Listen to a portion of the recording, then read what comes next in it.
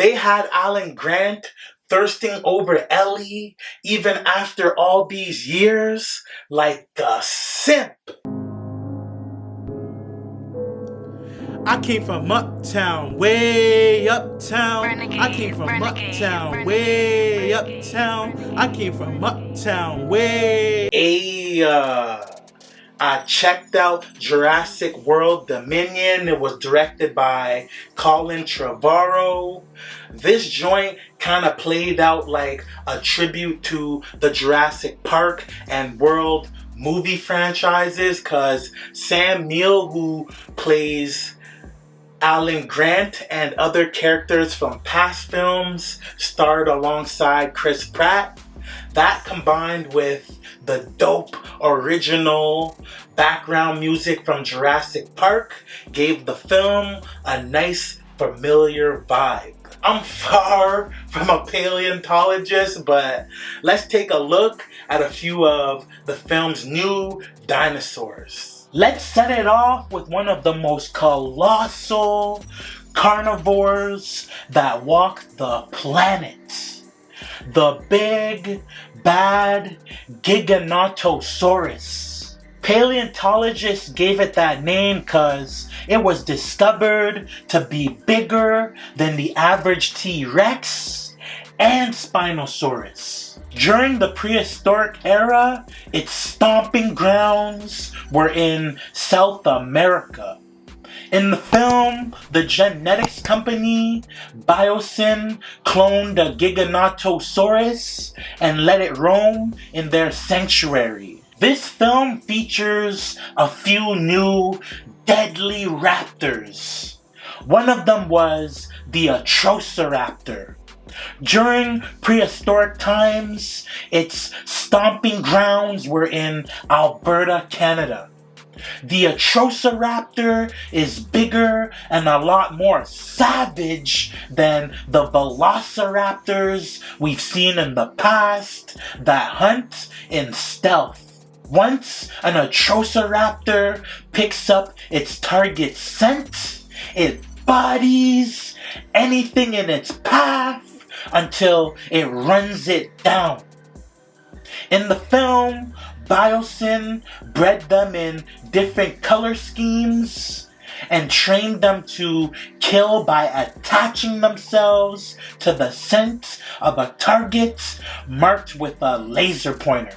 A Pyroraptor was a raptor that's remains were discovered in Europe after a forest fire. It was a small but fast bird-like hunter. Its feathers were mostly red, and it had webbing on its feet, which made it a next-level swimmer.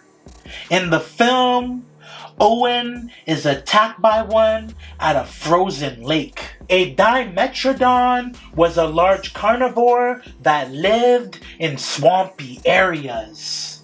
It had a large sail on its back that it used to swim and control its body temperature by using it to cool off or gather heat. It died out before dinosaurs evolved and is more of a mammal, but one or two Dimetrodon made an appearance in the film. At one point, one tried to take a bite out of Alan Grant and his squad as they tried to escape a dark mine at the Biosyn Sanctuary. A Dreadnoughtus was a long-necked herbivore.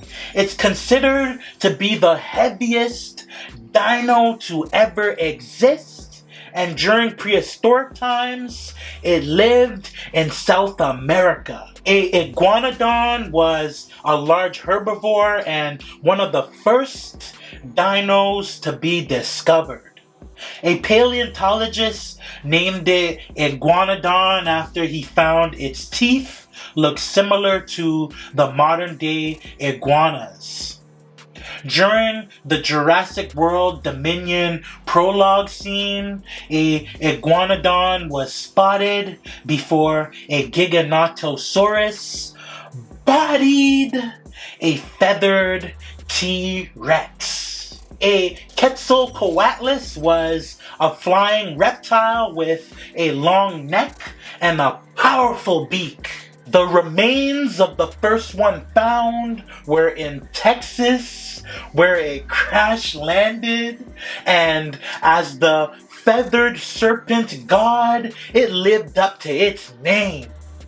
It was bigger and a lot more aggressive than the pterodons we've seen in past films. In the prologue scene, the pterodons basically bent the knee by falling back when a Quetzalcoatlus pulled up. A oviraptor was a different type of raptor. It had feathers and was believed to have been an omnivore with a beak and teeth. It got its name and rep as a egg thief because it was discovered sitting on a nest that at first paleontologists thought it was robbing. But later they found out it was protecting its own nest from an approaching sandstorm. During the prologue scene, an oviraptor was spotted raiding another dino's nest for eggs. It gave off the vibes of a rooster and raptor combined to me. A nosutoceratops was a herbivore discovered in Utah that's similar to the Triceratops. It had an armored plate on its head made of bone and a large set of horns positioned similar to a modern day bull. This dino looked like it could do some serious damage to whatever it connected its horns to. And in the film, a group of them charged at the vehicles of poachers chasing down Claire and her crew at the start of the film. Morose intrepidus, or just morose, was a feathered carnivore that looked like a tiny T-Rex. It was discovered in North America, and during the prologue scene, a morose was seen picking scraps of flesh out of a giganotosaurus's teeth. A Microceratus was a small horned herbivore that was discovered in Asia. It had a sharp beak and spent most of its time near trees. In the film, a few were caged up at the Dino Underground Market, and I believe Maisie had one in her lab towards the end.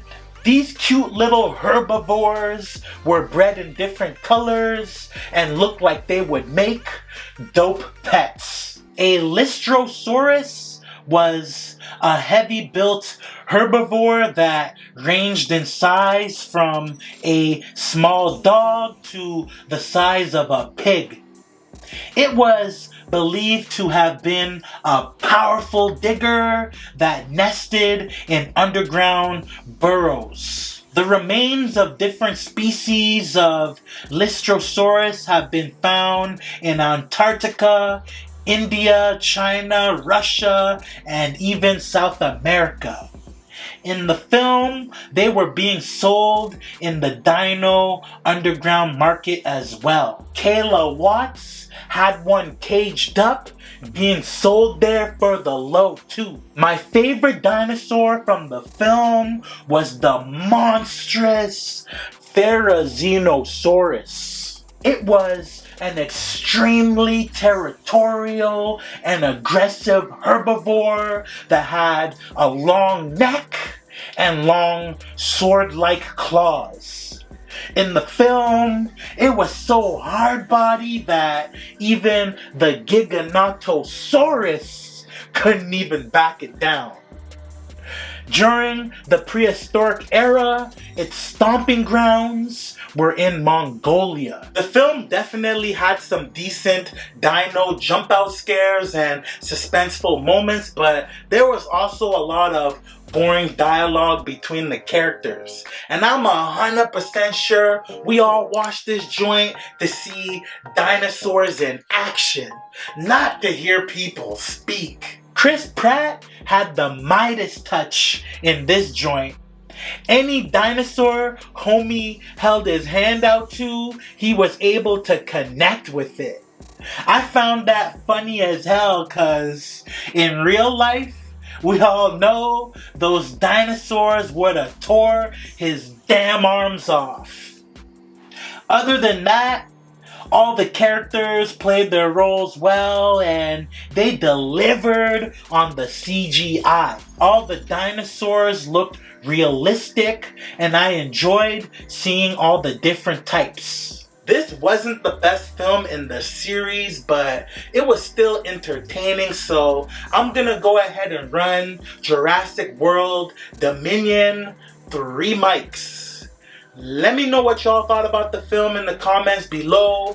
Also, let me know which one of the new dinosaurs was your favorite. If y'all enjoyed the video, make sure y'all like and subscribe. I have movie-related content dropping every week, so lock in with me and hit that like and subscribe button, and I'm gonna get up with y'all on the next video, alright?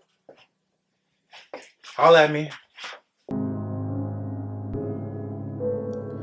I came from uptown, way uptown. I came from uptown, way uptown. I came from uptown, way